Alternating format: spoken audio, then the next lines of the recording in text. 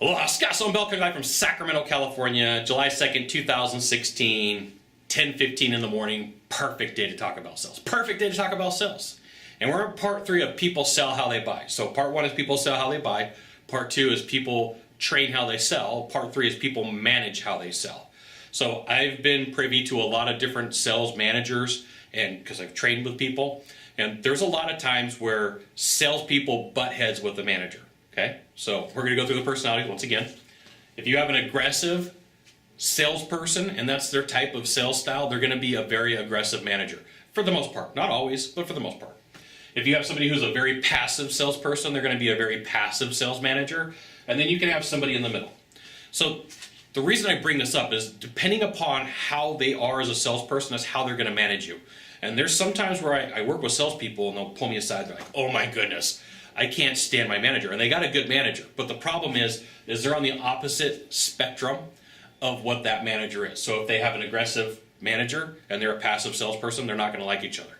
And if they have a passive manager and they're an aggressive salesperson, it's just like same thing. The aggressive person's going to think that the passive person's boring. The passive person's going to think the aggressive trainer is pushing boundaries and creating issues for the buyers. So this is one of the reasons why, sometimes when you're looking for a job, you got to figure out if you're going to get along with the manager, which, shouldn't be the only deciding factor. Because I got to tell you, I've had some aggressive managers that have made me a better salesperson. I've had some passive sales managers who've made me a better salesperson because I was able to take and learn from them what I could, right? The whole goal for you as a salesperson is to take and learn as many different processes as possible to fit within the spectrum, because you're going to have a different buying type from the person who you're meeting with. You could have a very passive buyer, you could have a very aggressive buyer, and either way, you got to be able to fit within and get into the mold, okay? So there you go. If people buy how they sell, they train how they sell, they're going to manage how they sell.